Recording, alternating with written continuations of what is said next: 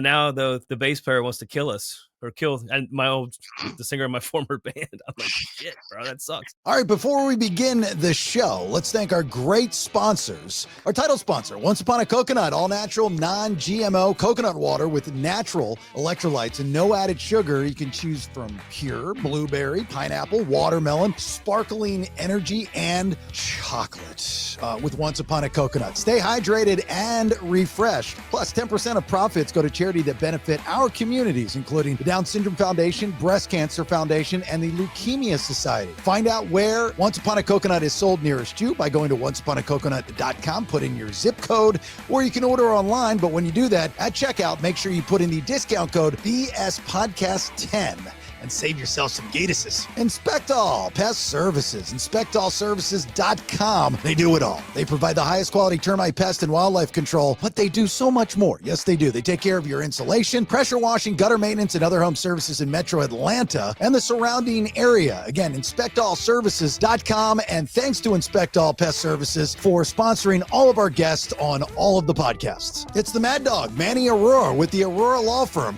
theauroralawfirm.com. He's got experience litigating all over the United States, so it doesn't matter where you listen to the BPX, the Mad Dog, Manny Aurora, and the Aurora Law Firm can help. Whether it's criminal defense, white-collar crime, DUI, drug offenses, appeals, and more, it's the Mad Dog, Manny Aurora to the rescue. You can always go to jasonbailey.com for any legal questions that you have for the Mad Dog that we'll bring up on an episode of The BS. It's Ridgeline Counseling. Oh, Dr. David Markwell, one of the greatest human beings in the entire world of America. He's got 10 therapists in-house that work with him there at Ridgeline Counseling. 3 locations in Georgia, one across from Sprayberry High School in Sandy Plains. That's in East Cobb, Marietta near the Square, and McKaysville just outside of Blue Ridge. If you listen to the BPX anywhere, you can get help from Ridgeline Counseling and Dr. David Markwell and his team. They do virtual sessions. Just go to markwelltherapy.com for all that information. If you need help and you need someone to talk to, he is the best in the business. That is markwelltherapy.com. Alternate Power Solutions of Georgia. Love these guys. Family owned and operated. They're a Generac generator dealer founded in 2012, offering sales, service, installation, and repair of automatic home standby and portable generators. And every single one of you as a customer at Alternate Power Solutions, you'll get an upgraded warranty, free monitoring with a service contract. They offer flexible financing, which is great, semi-annual and annual service contracts for existing installations and warranty repair. They have an A+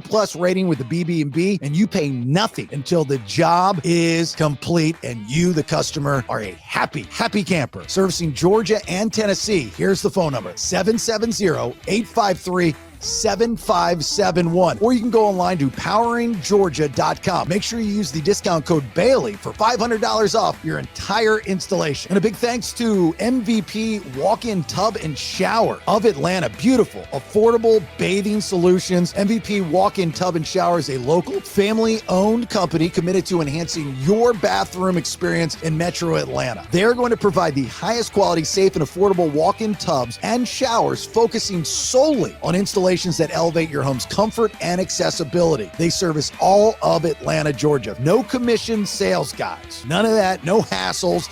No high-pressure tactics. Call them at 404-493-6888, or you can go online to MVPWalk-ins.com to schedule your no-hassle appointment. You want $2,000 off? Not a problem. They're going to do that. You'll receive $2,000 off when you mention the BPX, Bailey Podcast Exchange, or any of the shows, MVPWalk-ins.com. And finally, Central Florida's first and only ozone therapy spa, Alive Ozone Therapy Spa in Altamont Springs, Florida, servicing all of Central Florida, Orlando, and beyond.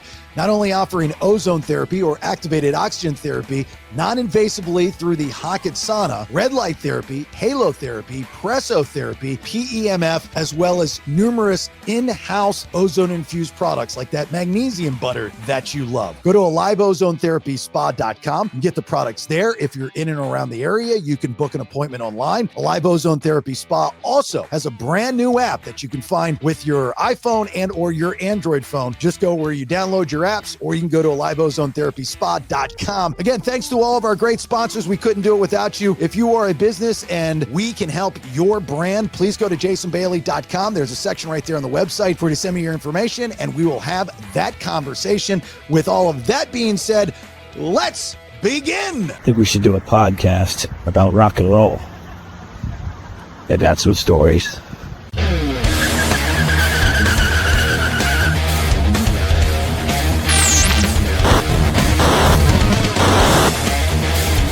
Yeah, let's do it. Welcome to the Vinyl Road Podcast.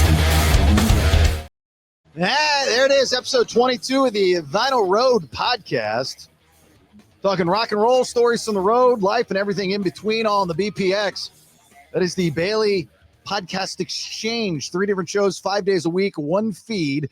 Get all of your details and to subscribe to the sub-episodes, jasonbailey.com. All right, thanks for being here. My name is Jason Bailey, and there he is, Mr. Just got off the road. The tour is over. I'm doing stuff for charity. Brad Stewart. How about you? How about you? What's up? How was the charity gig? It was cool, man. You know, it was interesting. It was kind of like it was on a farm in North Carolina, south of like Norfolk, Virginia. So kind of in that By ECU, East Carolina University's up there. Is it? I didn't see that. I always thought it's like fucking farmland for as long as, I mean, like it took an hour and a half, I want to say, to get there from Virginia Beach, because that's where our hotel was. That's where we were, holed up for a couple nights. And then they shuttled us there and back and everything. And so it was cool, man. It was like an eclectic kind of thing. There was there's like reggae going on. And like, then there was like a kind of like a jammy kind of band. And then funk band, and then we were like the heavy rock band, and then OAR went after us, and I think that it was for Rock for Autism, so it was a good cause and everything, and we had a fun show. Who was funding it? Who put it on? Rock for Autism people. No, really? I don't know. I mean, it was I don't usually deal with the promoter of the shows, but they hooked us up with a full rider. I mean, it was like a casino gig in that regard. They gave us, everything that we required. The sound was good. The lights were good. The staging, decent crowd. A lot of people I think were camping out there and stuff. That's so cool. it was one of those. Yeah. And, so yeah, man, it was good, dude. I mean, after that long of a tour for 6 or 7 weeks, then adding another show the next weekend, we were kind of like, fuck, man, really, dude? Like, now I got to get my shit back together, fly the fuck up there, do the fucking show. It was like, man, we just did this, dude. Like, you did it for autism. I know. So I get it. Before the end of the year, going into the holiday spirit, where it's the time to give, Brad Stewart and the band Saliva gave to autism and entertained the people that were also giving to autism. So it's a win for you and the rest of the crew in Saliva. How about that? It was. And we're grateful for the opportunity and the show and the work. I mean, you never win shows and when you get offers to play, of course, they're good situations and they're for a great cause. Yeah, man, it's a win. Of course it's a win, but Right. we were just a little not quite recovered yeah, but we still got up there and fucking smoked it, dude. I mean, So is it one of those things where Bobby was like, click, click, boom? No, I think we were able to turn it on when the time came for stage, but I think and like I said, thankfully they had their shit together. We, as far as our sound, our front of house guy kind of bailed on us for the Caesar tour, which we knew he was going to do. And we brought another guy in, and he's great. His name is Cody. But he had committed to the rest of the tour. But by the time we had got him to where he would be committed to this, like his flights in and out were like $1,000 Wow. from Phoenix. Really? Yeah. So we were like, ugh. We don't really need it. Okay. How sound it is. And then, fuck. We were like, okay, fuck it. Hopefully they got competent guys. And they did. They had like 3 guys. And we carry our own monitors, so at least we knew that our in-ears and our sound and our ears would be consistent with, except for it was a rental kit, so there's going to be some changes. And then Cody did end up with our microphones and our in-ear packs, so we had to use their mics. So there was some differences in the mix in our ears, but we overcame it, and it was great, man. How was OAR? Did you ever seen them perform before? Did you meet them? Did you hang out with them? I didn't meet him, man. I mean, there was like, we didn't have our bus and stuff. And like, we kind of got shuttled in a couple hours before. And then it was like Chinese fire drill at 6 to get the shit together because, I mean, we hadn't been there earlier to set it up and stuff. So, and then they had us in these, sort of like fifth wheel type, RV type situations in the back for our dressing rooms and stuff. And there was a food truck, and dude, the food truck people hooked us, man. Like fucking, I was like, they had closed down after our set, and I was like, dude, I wanted to get something, and then we met them and stuff, and took pictures with them, and they're like, man, we'll fire the shit back up for y'all, and we're like, fuck, awesome. So they were like, what do y'all want? And I was like, two of everything. It was like, eight of us, whatever there was, nine of us. And so they hooked us. They had this flounder, this fried flounder, and they had some fried shrimp and hamburgers and smash burger type shits. And it was cool of them to do that, man. They were stoked, and they were like, oh God, I've never saw y'all before, and so they were cool. Those if you had people camping out like for a charity gig, in this case for autism, that's kind of cool. It's kind of clever. You don't really expect that. Usually the charity gigs, I know the charity gigs that I've always hosted, you've had big money backing, shut down the venue like a Hard Rock Live or a House of Blues, shut it down to the public. You bring in, one off the top of my head was put on by a tech company. I mean, this was years ago. They had brought in Poison, like not just Bret Michaels, but Poison. And they had brought in Kim Kardashian. They had brought in Tommy Davidson. So I was hosting and in between all of these people, and like Kim Kardashian, this was kind of at the beginning of her boom. I mean, she obviously nowhere, it wasn't as big as she is now. She's a little short thing.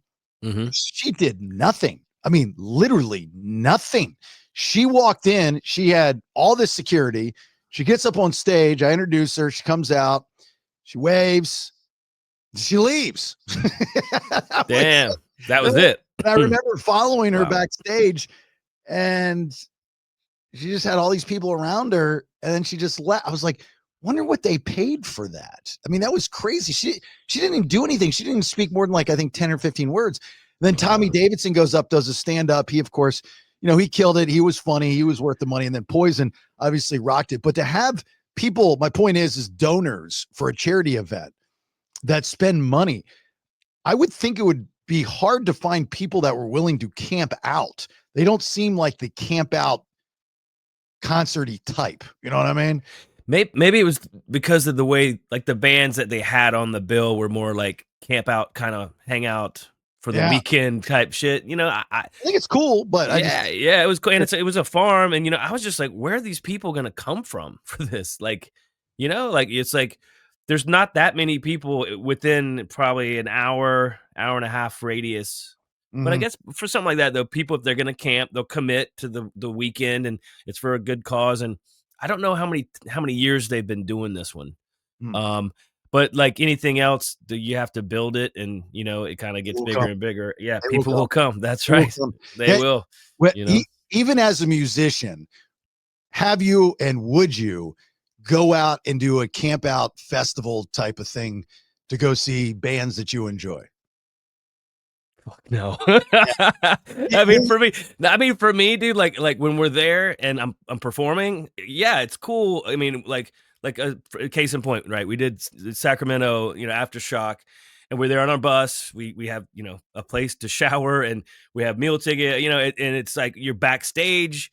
You have access. You can go out and do, there's a media artist lounge and everything.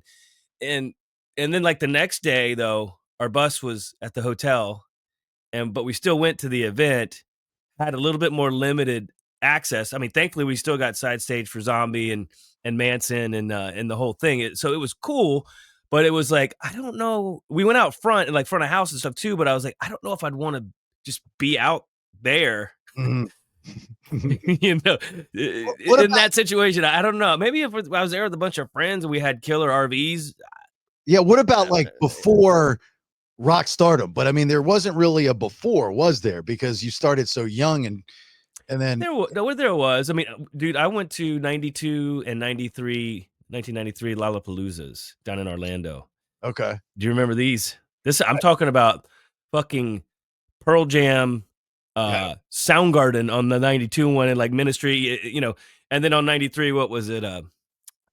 God, I it think was like did they have that at the Edge downtown Orlando? no, it was like at the fairgrounds. Oh, was it at the fairground? Okay. It was. Yeah. I didn't go to the Lollapaloozas, and again, we're talking about two kind of similar but separate things. You Yeah, have like that's true. the Yeah. 311 camp out, right? For the 311 festival shows.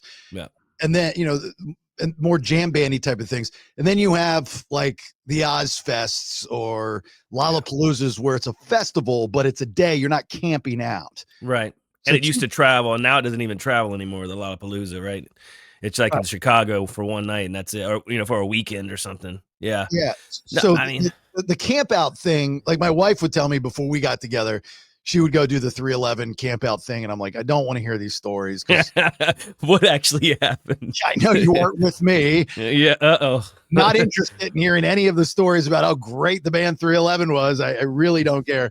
The festival thing, you know, again, when you're in the business, you kind of get jaded at the risk of sounding extremely arrogant, but they're cool. Like Earth Day Birthday, which is a radio festival that will be coming back next year. It's the first time in like 30 years. It didn't happen last year, and it's put on by a rock station in Orlando that I used to work at, and the band, the station that launched Shinedown, WJRR. I remember when I first got into rock radio in the early 2000s, and I was excited and scared to do Earth Day Birthday because I didn't know what to expect. And I remember getting there at like 8 a.m. And, because we're on the air all day doing interviews and stage announcements and stuff. I didn't have to get there at 8 a.m. Still to this day, it's one of my greatest memories every year working that event from a talents aspect. And I remember when Shinedown first played Earth Day Birthday, and I remember that conversation and how it happened. And for Shinedown fans, you'll actually like this quick story, is that you guys in Shinedown were playing at the House of Blues, downtown Disney, Orlando. And this was, again, curtain jerking days. I don't know what the tour was or who you were with. Three Doors. Three Doors. I think, yeah.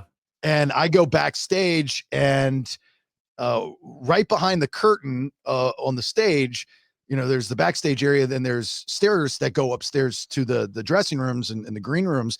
And as I'm walking in, I'm seeing Brent go up the stairs, and I was like, "Hey, dude, what's going on?"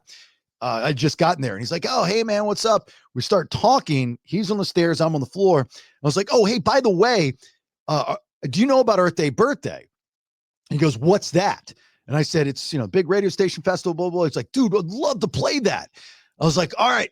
I'm thinking like I'm this cool radio. I'm going to get him in. But anyway, so I go back to the program director. I'm like, "We should have Shinedown play." Of course, they probably went to Steve-O. You guys most likely played it for free, and you were on the bill. It was probably already in the works. I'm pretending like I'm taking credit for it or something.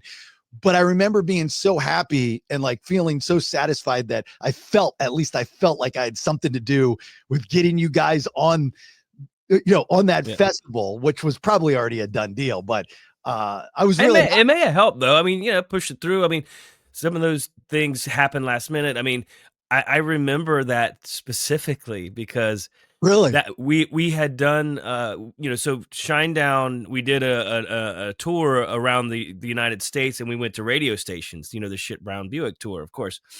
And it was about a month worth of just going to stations, meeting everybody, playing acoustic for them. Hey, here's the record. We don't have a tour until next month with Powerman 5000. That was our first real tour, right? So I remember we didn't have a bus at the time that the Earth Day was happening, Earth Day Birthday, right? And we, so we rented this RV. So we rented it in Jacksonville or whatever. I think we pulled a trailer behind it with our gear, and we had our buddies helping us as our techs. These were our techs. I'm like, meanwhile, they're like just partying, wanting to get fucked up with us and hang out and get back there and do the thing, But so I just remember pulling back there in that RV, and I'm like, okay, cure the Sanford and Son. Here comes Shinedown rolling in, right? And I never forget the look on Spider's face, Spider One, because we parked right next to him, I want to say.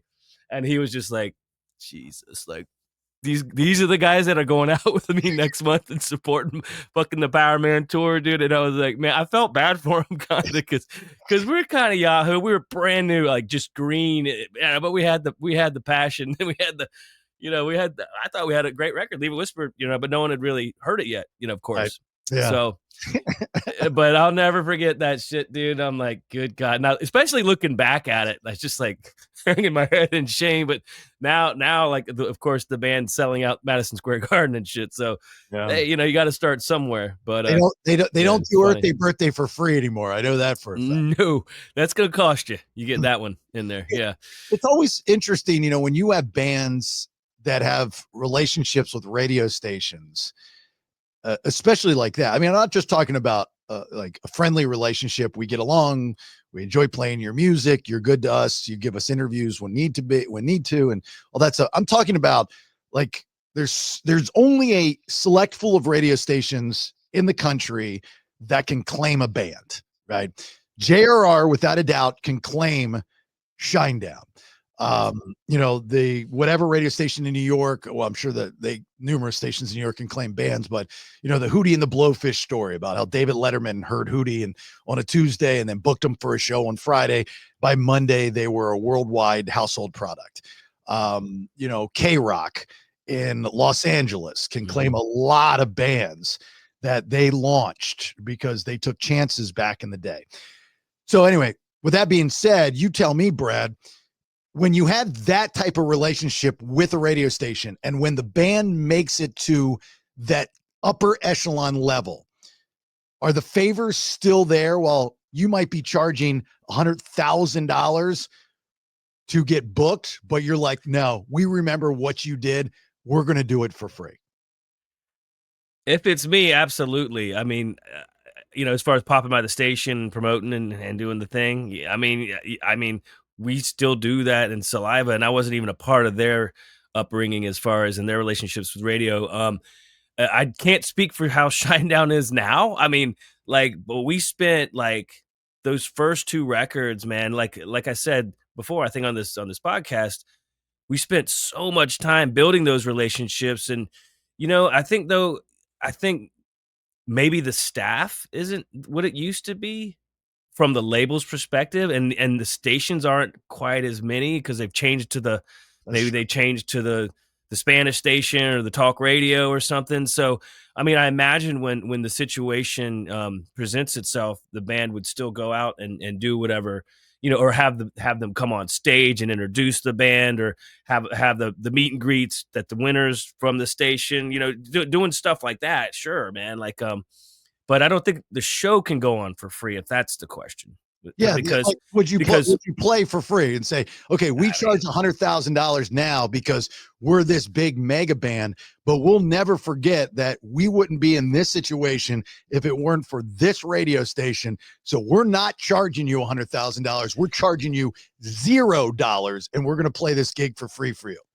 That wouldn't happen simply because you have a manager, you have an agent, you have other people that are sort of quarterbacking these situations, and they want their cut.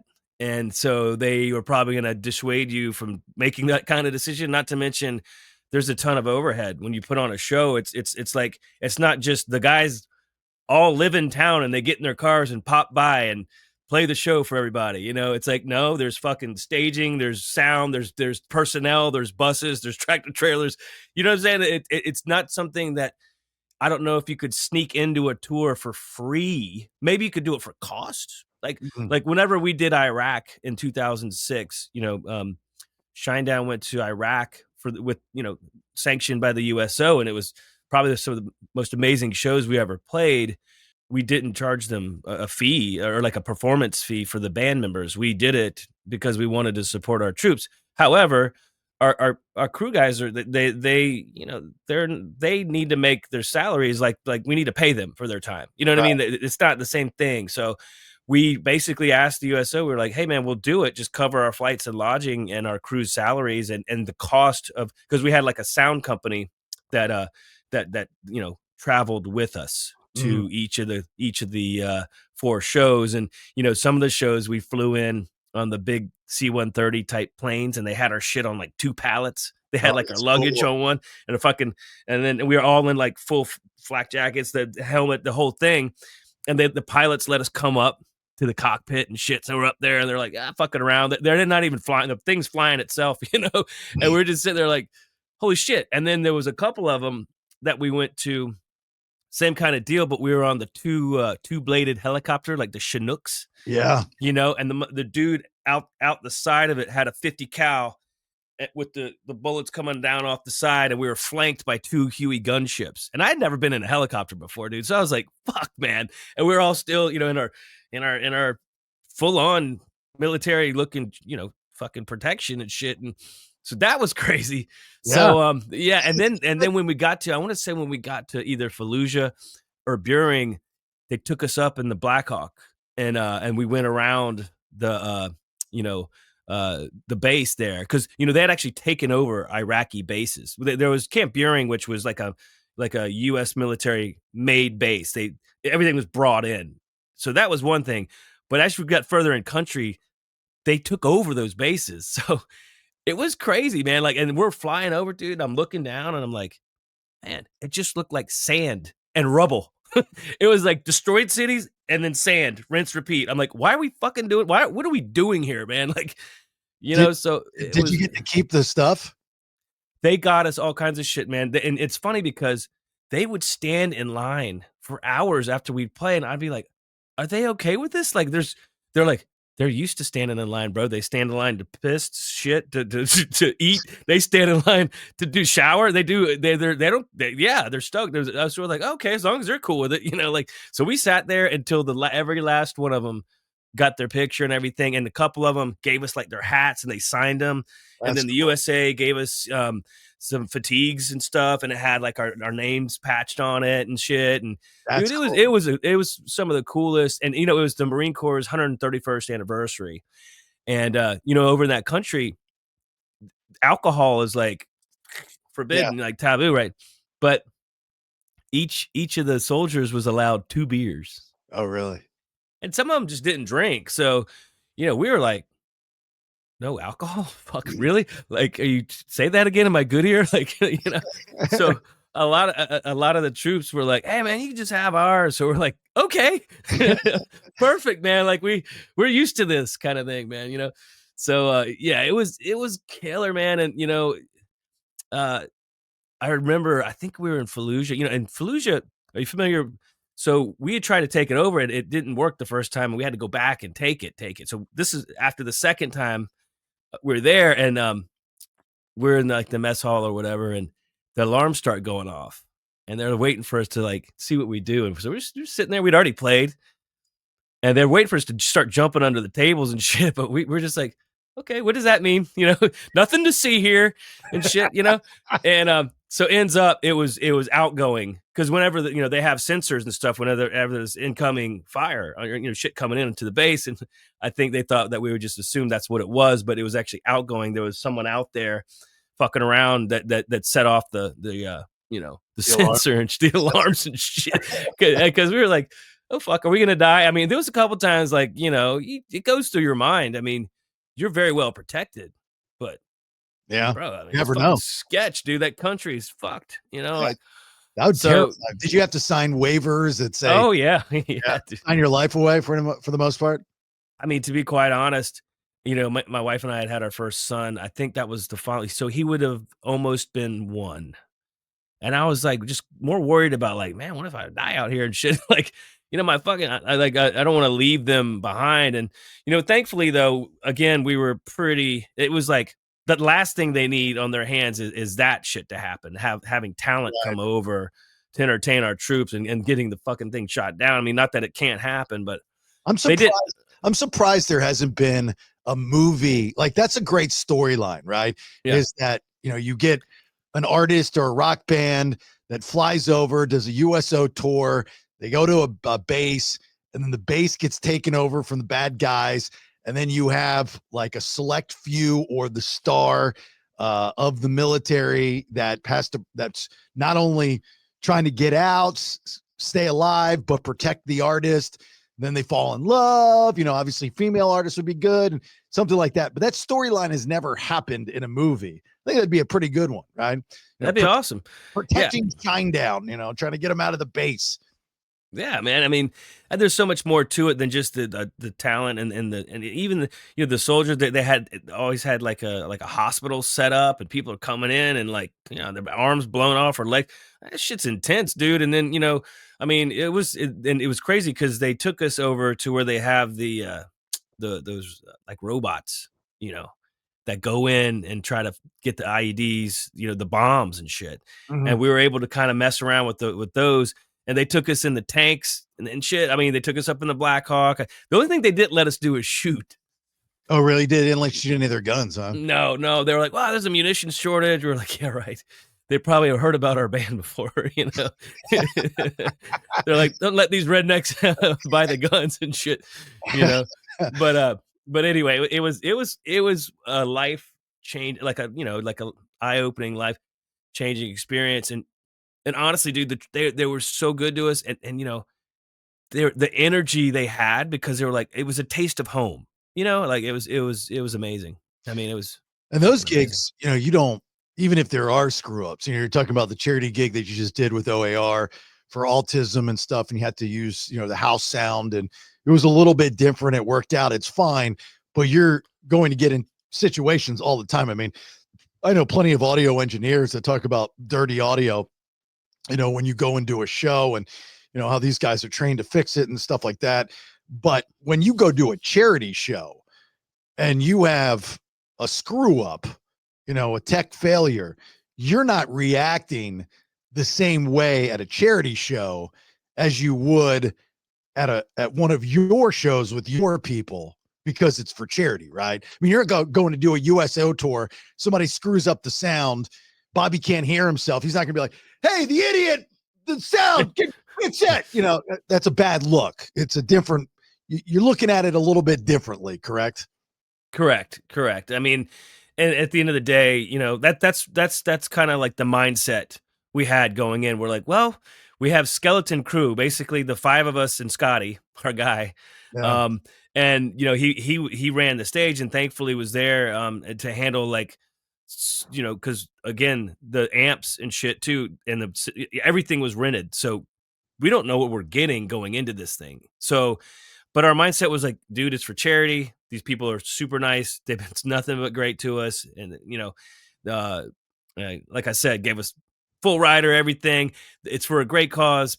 Let's just do the show the best we can. Yeah, you're not gonna have a fucking meltdown about this shit in a situation like this, right? I mean, right? You're not. That's what you're saying, right? You're not Axl Rosing the situation. Like, I mean, for those that don't know what the Axl Rose is, I'm not talking about 90s Axl Rose. I'm talking about 2025 Axl Rose, where just recently there was an issue up on stage and he throws the microphone at the drum kit. Now, the difference between, and then it goes viral, Axl Rose freaks out. Okay. But that's Axl Rose, right? We're, for those of us that grew up with Guns N' Roses, we expect that from him. Yeah. Here's the difference between Axl Rose in the 90s and Axl Rose today. He immediately addresses it and explains that there were numerous issues, and he wasn't mad at the drummer in particular. He was just mad in general, and he just took it out on the drums. That's a mature Axl Rose, if you ask me. And I think it was that he only had drums in his mix. So good luck being the singer and you can't sing because you can't hear yourself singing. Yeah. And all you're hearing is him beating on the drums.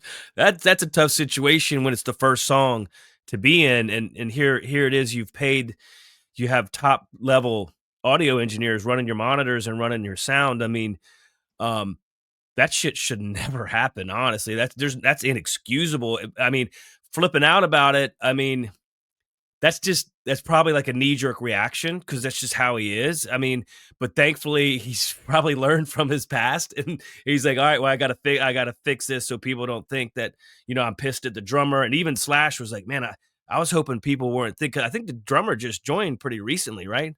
Isaac Carpenter, I think. Yeah, he just joined pretty recently, and I guess he's doing a bang up job of it, man. And I think Slash was concerned that he thought that Axl was pissed that hey, it's the new drummer, fuck him, or whatever the problem. that people might think it could have been, but no. I can relate to it. Like I know exactly what he did, why he did it, and the reaction, because I'm the same way. There's been numerous times in a radio studio that things have not gone the way that they should have gone. Now, I don't mind mistakes, but I do mind mistakes when it's based off of incompetence or focus. That's what bothers me. That's what makes me mad. Everybody makes mistakes. And I had a tendency to throw things. So I would throw a piece of paper, or I would throw a pen, and I'm not throwing it at anyone in particular, a water bottle. And I didn't throw it at anyone in particular, even though 1 or 2 times it actually hit somebody.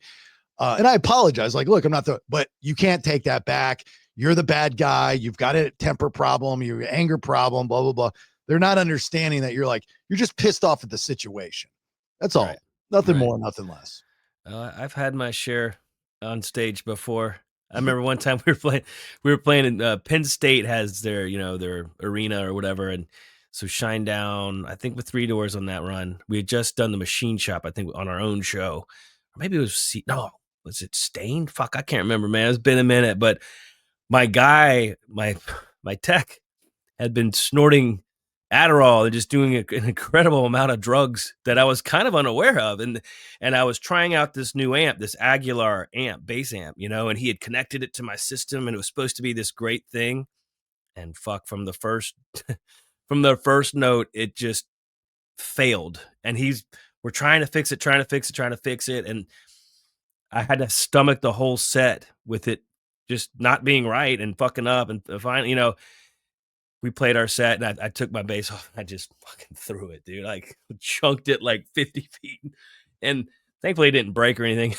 But because that wasn't a time where I could just chunk basses and, smash them Nirvana style. And all right, give me another guitar. Fuck it. So I can totally relate, man. And there's just a lot of pressure, I mean, think about the pressure Axl Rose has to perform nightly. Well, yeah. And also for his fans, people have to understand is that you as a fan are looking at it from a fan's perspective. You're not looking at it as far as it's a machine and you have all these different people that have all these different jobs. But if anything goes wrong, you're not going to find Bill, the sound guy, or the grip or the tech, or you're not blaming any of them. You're blaming the biggest name on that stage. Yep. It's their fault. And that's why you get reactions like Axl Rose gave, is because he's responsible. Ultimately, he's the guy. You're blaming him, the guy. You go on social media, go, this show sucked, man. Axl sounded horrible, blah, blah, blah. Yeah. You don't realize he can't hear himself.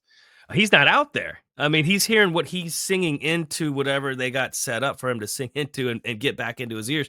And also, so if that's not happening, then he can't hear anything. He hears the drums. That's what he was freaking about, So, yeah, I mean, dude, it's a lot. I mean, and maybe they didn't have a no shit, or some bands will have monitors too on the stage where he could have pulled his ears out and he could rely on the monitors and the side fills and stuff. So the speakers that are on stage facing back to you. That's right. How we used to do it until there were in-ears, right? But if he didn't have that to lean on as like a backup, like for me, I still have my bass amp and cabinet on stage. A lot of guys aren't doing that these days. They have their little, whatever pedal system, their core or their fractal or their Kemper system. These are all multi effects and multi use sort of systems to where you go straight into it and it comes out the PA. There's no cabinet that's then mic'd situation. You can do it with the cabinet, but what I'm saying is, if that goes out in your ears, you can't turn around to your cabinet, take your ear out, and still hear your guitar because there's no cabinet. There's no speakers. So for me, I have my bass head amp and the speakers. So if it goes out in the ears, so the DI or something goes out, I can pull my ears out and go back by my amp and still have bass happening on stage. He didn't have that. I don't think, for that show, because he didn't have any monitors to go, okay, no vocal. Now I can still hear. So he flipped the fuck out. Yeah. I mean, I would too. I mean, I would too. So I don't blame him. I honestly don't blame him. Yeah, I mean, I anyway. totally get it. I've been there, done it. I understand it. Because you're the person that's blamed. The name that people associate with the product, you're to blame.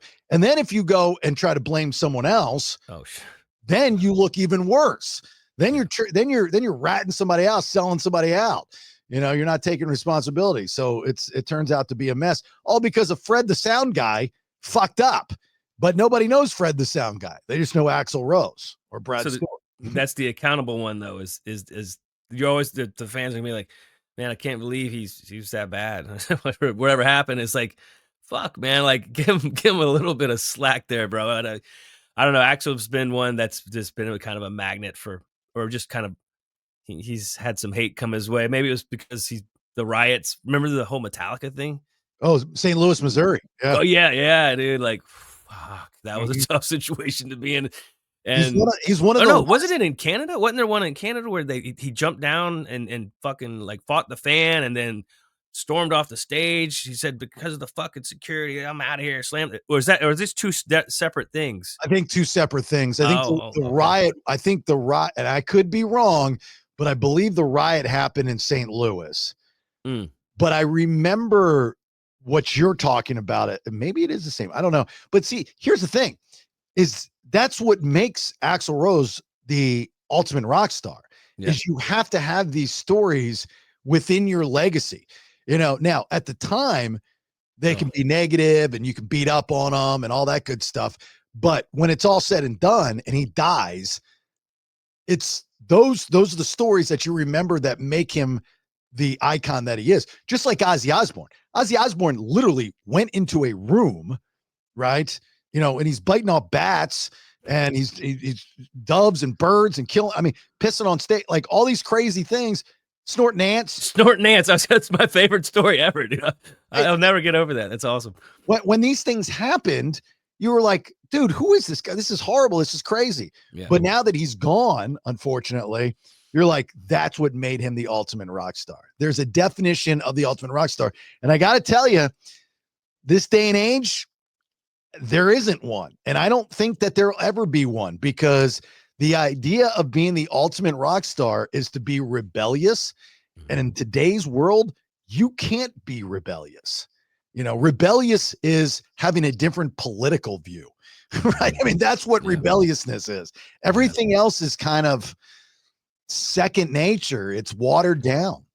There's a couple guys that have stirred a pot though still these days. I mean, Who? Ronnie Radke, Why? Why does he stir the pot though? Tell me why. it's What more of like he's calling out like some people in the business that are like pedophiles or like they're doing weird shit. You know what I mean? Like But that's not eh, rock star. That's political. no, but it's getting him attention and it's getting attention to things that maybe need to be addressed. I, I don't think. I don't disagree with the message, but Yeah, what I'm saying is like if you were just to simply do a definition of rock star, rebellious, fighting against the system and this and this and that, but it's not like, you know, political or religious or, any of that world. It's more crazy, biting heads off bats, being late to shows, fighting security guards.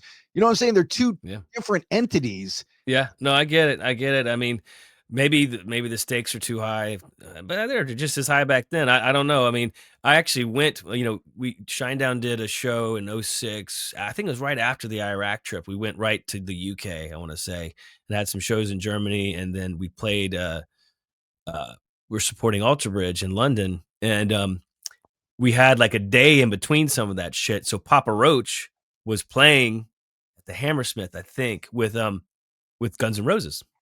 But of Really? course, this was like '06 Guns N' Roses. This wasn't they hadn't gotten back together. Axel had, I don't even know if he had any original guys at that one, but That would have been the Buckethead days, probably, right? yeah, yeah, Bucket, nah, I can't, it was It wasn't fucking DJ Ashba. it wasn't DJ, not yet. He wasn't in it yet. Damn, I can't remember. Oh, was Uh, it a Bumble, I don't think it was Bumblefoot either. Fuck. Bumblefoot? Because those are the only three Richard, guitars. yeah, it was one of those guys. It may have been Bumblefoot, man, but so Papa Roach plays and everyone just kind of waiting for guns and waiting and waiting and waiting. People they got music coming over the PA, to keep people kind of, yeah, still shit's happening. They start booing in between the songs Wow. and shit. And now in London, I think if there's a curfew, there is a curfew, and some of those places over there, they're still on almost like just like a blue collar schedule. Like shit shuts down at like 10. There's some pubs that stay open or whatever, but a lot of shit just goes to sleep, man, because that's just the schedule they're on. So I want to say you get charged by the minute that you go over. And this dude, he strolled in there, and I want to say probably 2 hours after he was supposed to play. Wow. Yeah. And it was like, fuck, but people waited. Yeah. And we got out there. It rocked. It was pretty good, man. But that's like, a gimmick, though. I mean, he turned being late and making your life inconvenient into a gimmick. I mean, he's the equivalent to Black Friday, right? Like you want to wait in line just to save $100 on a TV. You don't have to. You can do it online now, but the OGers want to wait in that line. Axl Rose has perfected that and made it part of his game. I mean, I don't think he does it anymore. I mean, I saw their first Guns N' Roses' first show back together, really back together with Slash. And this was, I guess, 13, 14 years ago. Mm-hmm. And the first show was in Vegas at the Hard Rock at was it the Vault? Is it the Vault in Vegas? The Hard Rock? Okay. Mm-hmm. And so I got the hookup from my guy, and I've got passes, and I'm like in the photograph area up front to watch this.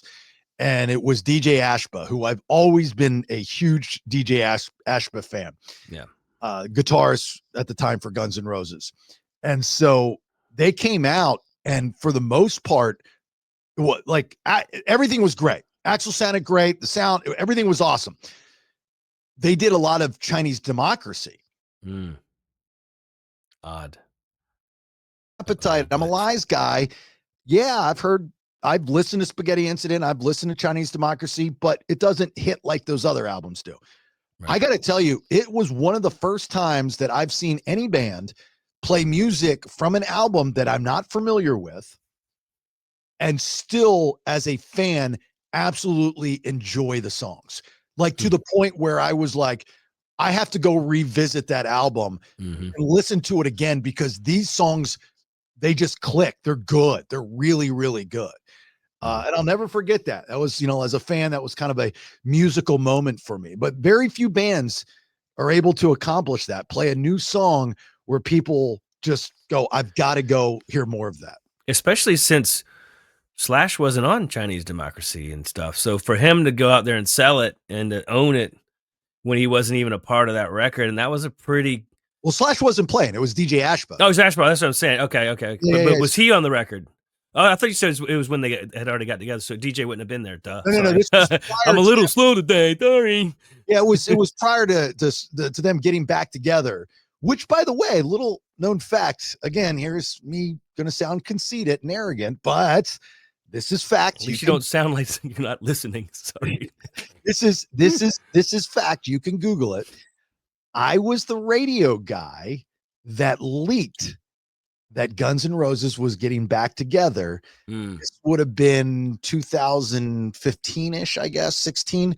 Mm-hmm.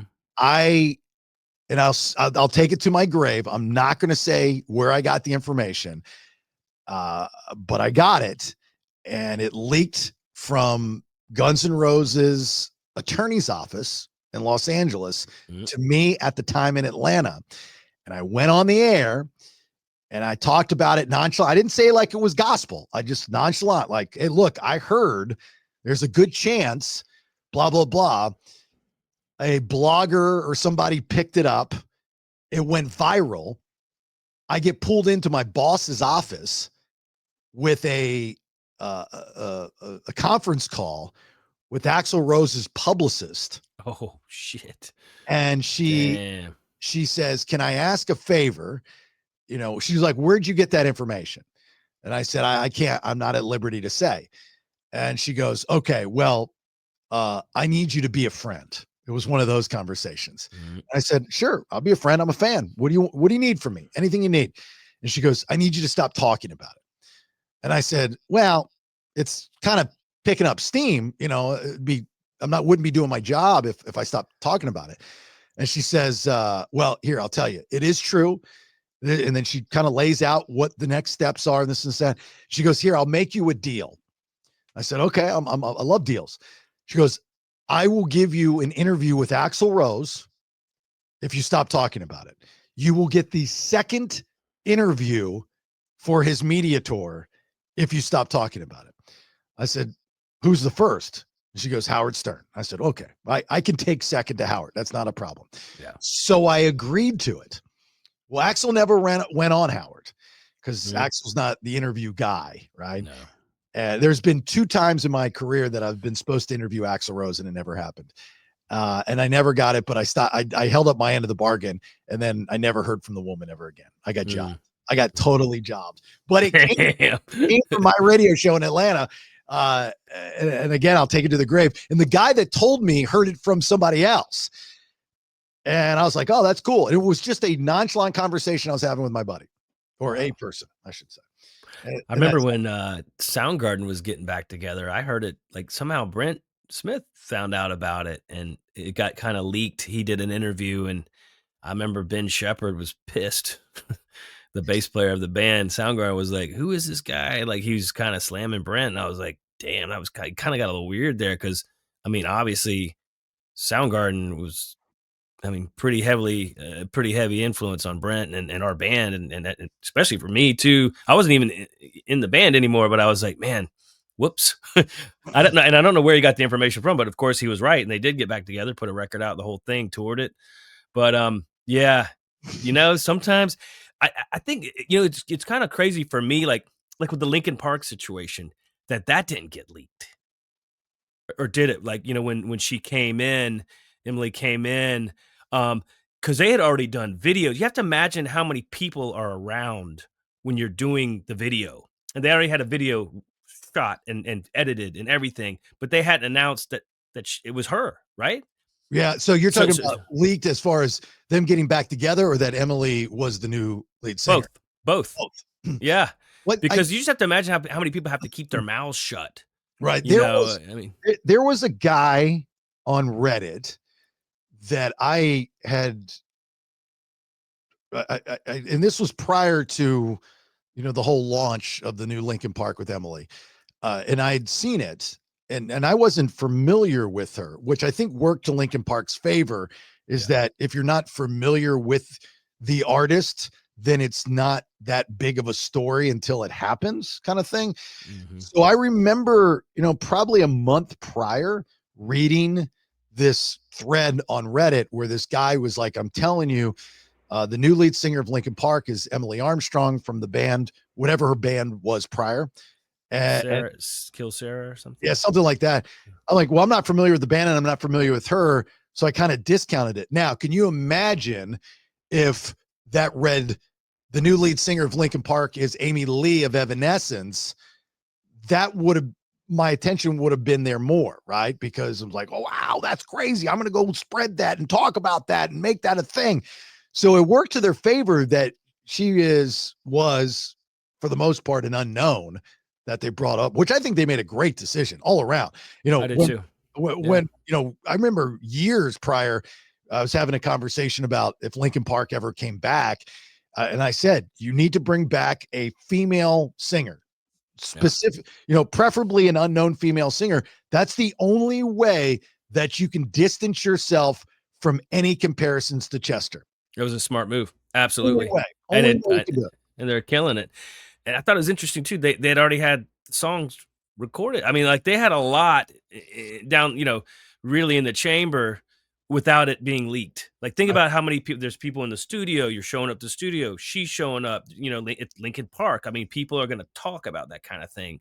Mm-hmm. So it was pretty good effort good on them for keeping it for the most part under wraps, at least until it actually happened, which I did think it was a little odd that they came with the live performance and did it that way instead of releasing the single. And then, because it was kind of hard to tell. I thought it was brilliant. Yeah, but it worked for them. Hey, dude, you got to know something that a machine like that has people behind it that they're making good decisions. And even if I know some of the fans don't get it, and they're always going to be that way, and people are going to be like, you shouldn't have called it Lincoln Park. You should have started another band with her, and this and that. And I Well, mean, it's come on, also man, like, you also have to realize it's not all the original members. no, I know. Some of those guys bowed out. Yeah, they did. They their certainly did. The drummer. Yep. the drummer is Papa Roach's old drum tech. Yeah. And then I think the guitarist, was it Brad? One of them left. He Brad was like, Delson. Yeah. he's just like, I can't do it, anymore, whether it's Chester PTSD, which possibly could be. But I'm friendly with Samantha, which is Chester's widow, his first wife, Draven's mother. Mhm. And, I reached out to her when it happened because she's always willing to come on and stuff. She wanted nothing to do with it. She distanced herself from it. It was too tough. She was just like, I wish him nothing but the best. I love you to death, Jason. Maybe another time, but just not right now. I was like, Yeah. I get it. Totally get it. Yeah, I mean, that situation was when someone dies and in the way that, like, that's tough, man. And Soundgarden's been inducted, right, to the Hall of Fame, and they're gonna perform. I Mhm. think with Cornell's daughter, if I'm not mistaken. Have you seen this? Yeah. And she So wants it. And you also have Eddie Vedder's daughter, I think Olivia, Mhm. and I think she's part of that conversation as well. So something that I guess having a female may soften the blow a little bit. I don't know, because then it's not this male versus male sort of, testosterone thing, and I don't know.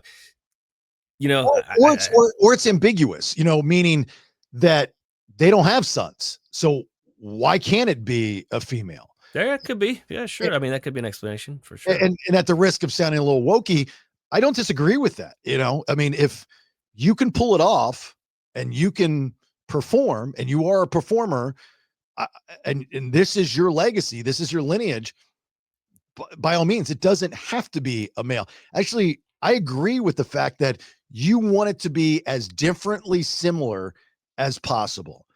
And a female fits that mold. And all these artists have daughters instead of sons. I mean, yeah. I think you're secretly woke, though. Seriously. No, you're closet woke. No, not happening. I promise you. No, I know we've had discussions, dude. I'm fucking with you. No. Have you ever done something in your career, Brad, where you've had to keep something secret, like the Lincoln Park when they unveiled Emily, or, some of these other things that we're talking about? Have you ever been a part of one of those? I don't think anything that big. I mean, it was more like when's the record coming out, of the single, or if there's someone guesting, kind of guesting on shit. I mean, that's a big deal. I mean, you got to imagine when I was in, especially when I was in Shinedown, they weren't the juggernaut that they are today. We were, I mean, it was the first 2 records. I mean, here it is, another 5 late. I mean, it just, the thing has taken on, they're just a lot bigger than now.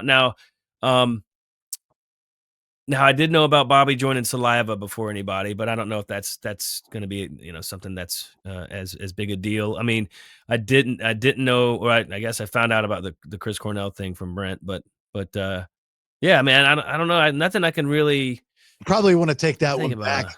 The Cornell stuff, that information that you got back in the day from Brent, and then one of the guys from Soundgarden, your guys' heroes, goes and publicly gets upset with you, and you guys are heartbroken. You probably wish you could go back and go, man, Brent, why did you tell me that? I wish I could have forgotten that and not said a word. And then the fact that he was right about it, we were like, oh shit, that was true. And you just, I had always hoped they'd get back together. So I was like, regardless of the circumstances, let's fucking go. I want to see Soundgarden again, dude. You have to imagine, like, that was one of my bands, dude. And when now they're mad at you. Now they're mad at you. Now they're pissed at you, and of course Cornell went and did his whole other career with solo shit and Audio Slave, and now they're getting back together, but under, now the bass player wants to kill us, or kill and the singer of my former band. I'm like, shit, bro, that sucks. That does suck. Anyway, I will save, because we went long just bullshitting, my awesome AI music theory for next week or another time. Okay, that's just something, but it's good. It's speaking of AI, what about 3 AI. Do you know what I'm talking about? 3 AI. What's that? The thing that's coming towards us. Isn't that what it's called? Oh, the Atlas. No, the 3i Alpha. Yeah. 3i Alpha, is No, it? Atlas. Yeah, Atlas. That's it. Sorry. Atlas. Yeah. Sorry. It's still a little bit early for me. Well, Have by you the been following this, dude? time, so by the time this podcast is released, there's a good chance there's an alien takeover already, because so it was hiding behind the sun. Okay, so there's only been 3 times in ever that we've experienced an interstellar object like this in outer space, right? There have been other occasions, but we've never seen anything like this, right, because of how it looks, what it's producing, the light that's coming off of it, where the light should be versus where the lights are, so on and so forth, and the path that it's taking. So it like went around and hid behind the sun. Fuck. Now, by the time this is released, this podcast is released, let me see, look at the date. Yeah, we're probably done. Like, we don't exist anymore. The aliens have gotten out of this thing, and we're over and we're done with. Now, originally though, it was supposed to show up around like November 20th or something, wasn't it? I thought it was October 29th. I had heard November, maybe, but it did change its trajectory too. It was gonna just kind of 30 million miles away, kind of go by us. Now it's coming right at us. Yeah. You got to be careful though, man. Remember what Warner Van Braun said though about it being like that was the last thing that they would try to do to push the new world order through, was a fake an alien landing. So what if this is all set up for some shit like that, bro? What if it's all like all the National Guard in different cities? I mean, if it's that big, think about how big the New World Order is, and having a one world government and the Illuminati and everybody, and it taking over and controlling everything. What else would bring everybody together? It's like Independence Day, the movie, right? Yeah. Well, now the people of the world have to band together and put their differences aside and be one world, that kind of shit, right? I mean, but he did say that. Now, he did say that. Remember he's a co-founder of NASA. He was German. He was a Nazi. Nazi, exactly, dude. He was a Nazi that he was a Nazi that after World War II, he turned on the Nazis, I think by force, and we brought him on board. That's right. And he's the godfather of propulsion, like ships. I mean, like Elon. This is Elon's hero. Right. So, and he wrote a book, Project Mars, I think it's called, talking about, he was the original guy mapping out in his book, which you can buy, you can read, where it has exactly how to get to Mars. Like, that's what Elon is going off of his book, textbook. This is how you get to Mars. That's how this guy wasn't from then. This guy was from the future. He's a time traveler. Yeah. Just like, okay, you ready? You ready for this one? Oh, fuck. Now, this is not a me. This is a me listening to another podcast that I heard this. And I forget what the podcast is, but I'm watching the clips. I'm doing what people do to mine, right? Just watching the clips instead of the whole show. Anyway, this guy says that there's a book from back in the day, like decades ago. And the title of the book is Baron Trump. Yeah, I've heard this one too. Yeah, and his wild adventures and shit. Yes, yes. And so it's the theory is that, which I don't distance myself from all that much, is that the people that have been put in power, not only in our country but everywhere else, they're handpicked, they're chosen. Yeah. And so Trump, the idea is that he's a time traveler.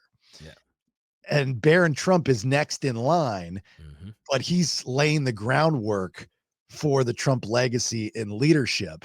I mean, just like but there's a book literally, and everything in the book is what's happening today. This was decades ago. This book came out. Like, that's not longer. Yeah. It was like, it's like the 40s or something. Was it? Or even, I have to revisit it. It was a long time ago. It sure was. Yeah. So how do you fake an alien invasion? You tell me. Think of the AI like videos you're seeing now. Like, everyone's like, oh, that's AI. I'm like, yeah, but that's current AI. I mean, or it's AI in the hands of people like me and you. what about AI in the hands of people like the CIA or some shit like that, right? Like, because you have to know in quantum computing and these sorts of things, like they haven't released quantum computing to us, but who's to say that they don't have quantum computers that can make AI so real? You might see it out there and be able to, it might be able to project it and vision like a visual What if it were thing. what if they're real aliens? I mean, like if you believe Maybe. believe in aliens and the idea that they seeded this world Yeah. and they grew us for the most part, and we developed our civilizations based off of their guidances or their guidance, going back to the Aborigines. I mean, like when the Egyptians visited the Aborigines and went back to Egypt, and like you see hieroglyphics of them holding boomerangs and stuff. They got that from the Aborigines. Yeah. But you look at the Aborigines, which they date back way back. Their artwork has spaceships. I mean, like literally, like spaceships in the sky. Yeah. It's not a dragon with fire in it. I mean, it's literally UFOs that they're drawing. There's Hindu stuff too, same way, and the Sumerian stuff too with the Anunnaki, and they have the basically human, features, but they have wings, or they're So, coming in on crafts and shit. Like so the idea that aliens want this world to exist, if you buy into that, versus that they're malicious and they just want to kill us because they extract natural resources from us all the time, Mhm. and also use human beings and extract from us. So we're kind of like their guinea pigs, their lab rats. Yeah, They don't want to see this world go to hell. That's why a lot of UFO sightings are around nuclear bases and so on and yeah, so forth. that's right. So you go, okay, well, we're at a point now where it's getting maybe a little bit out of control, where tensions are high. So they're like thinking we have to interject, Yeah. but they're working with people on Earth. I I would not believe that there aren't people on Earth that have communication with aliens. I just don't believe it. I think they do. I think that they. Absolutely, yeah, absolutely, and I think there's way more than just one type or of aliens. That there's some that we have deals with. There's some that are uh, benevolent. There are some that are malevolent too. I'm into this kind of thing. I know you are Ancient Aliens and stuff too, but like there's other guys like on Twitter X and stuff that I follow, and they're super into it, man. Like the Pleiadians, and I'm sure you're familiar with. There's the Greys, and then there's like all these different. There's the reptiles and all these different kinds of them. And now, which ones are we friendly with? Which one did Eisenhower do the deal with back in the day that he allowed them to take people from the national parks? Remember, in exchange for Yeah. technology. Remember this shit? Yeah, yeah, dude. I know you know this, but yeah, man. And what kind of deals have been done since then, man? And what is also happening that we're not even aware of? What kind of craft is there? I mean, dude, Roswell was 1940s, man. Yeah. I mean, that's a long fucking time ago, bro. And especially to have top level physicists day in and day out working on that sort of technology. My question has always been, if aliens have such great technology versus what our technology is, even though our technology advances greatly on a daily basis, Mhm. do aliens and their technology advance as well, or are they just the best of the best and it can't get any better? Ooh. That's interesting point. Interesting point. Or they're just that much further ahead of us that it wouldn't matter But do they still advance? That's the thing. And if they're that far above us, is there possibly someone above them? Possibly. And what if they don't? What if they experience though reality differently than we do? Like we have five senses, we have a soul. What if they're here for our souls?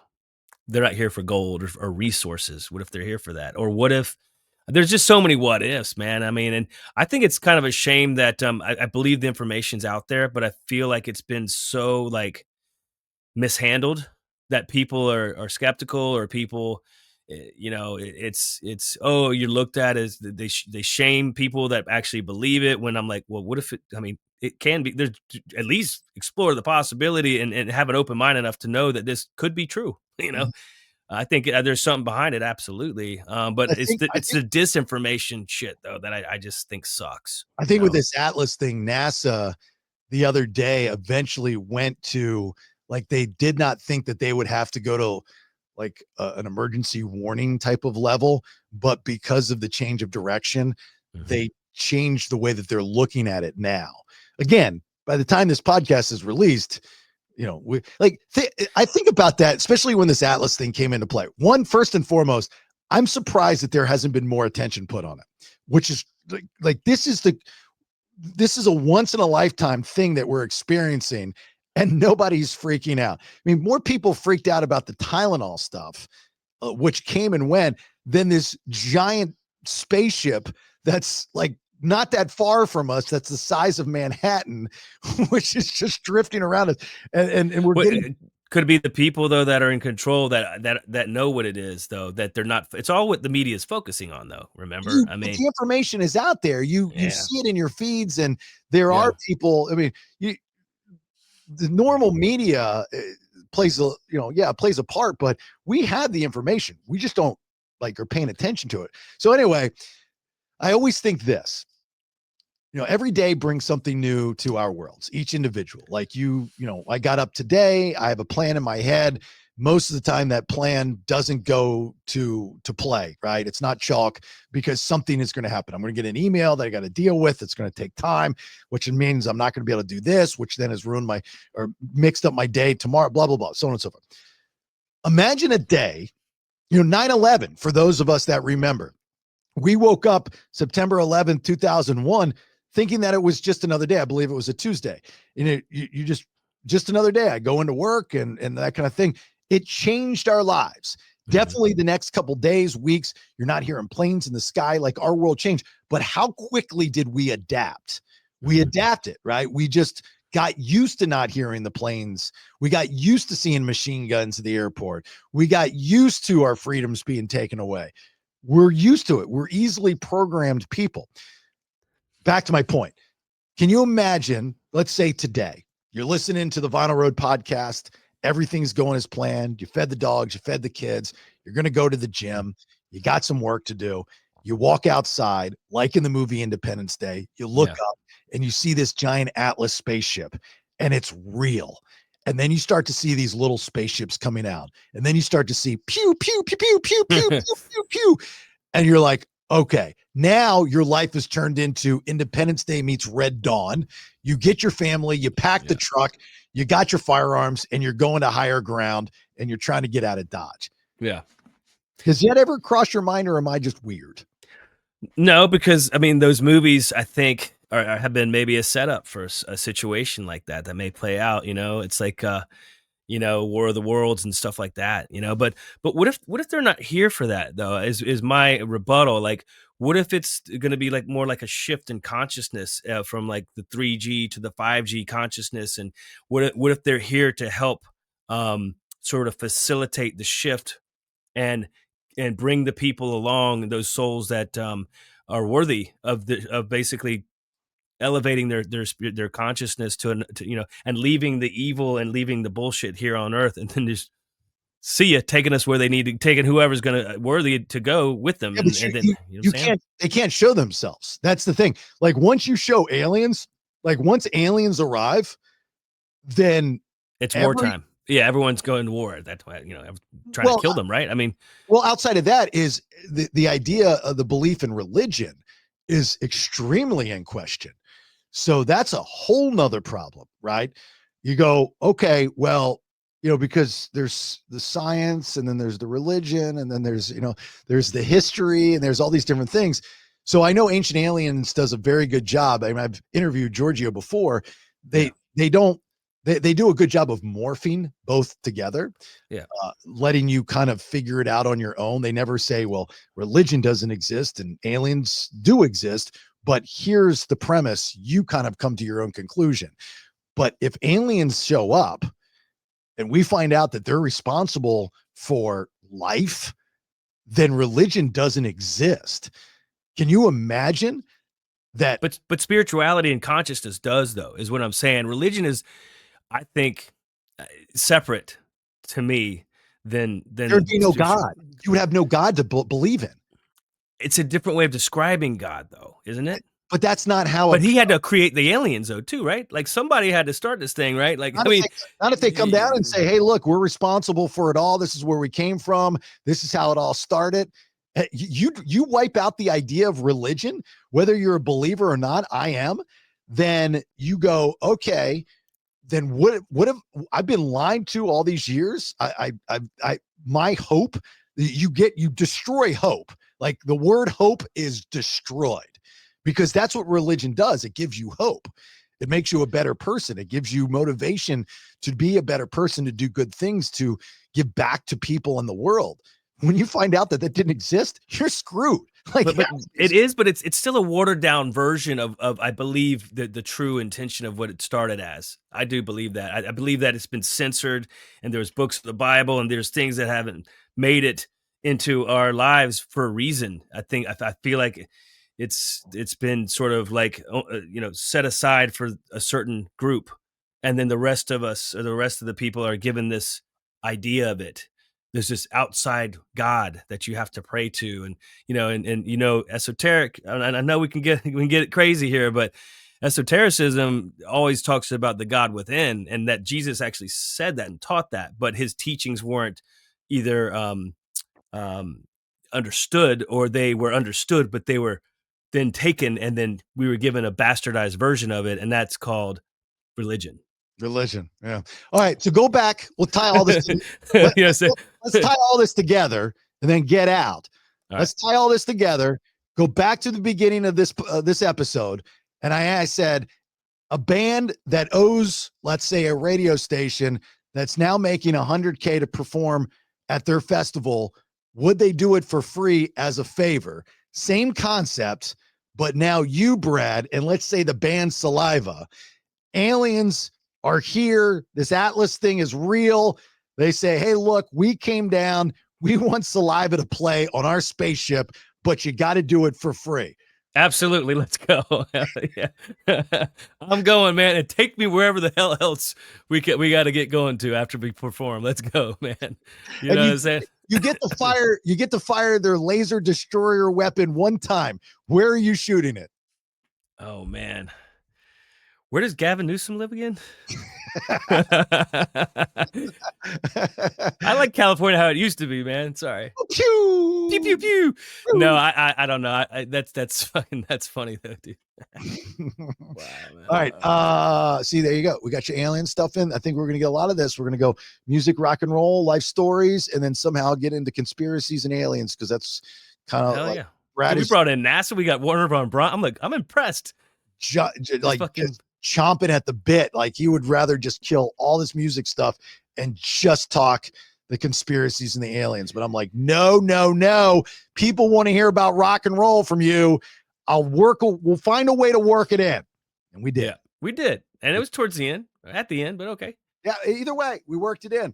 The AI conversation will be good. I promise you. I brought it up on the Honey episode. It's a theory that I have.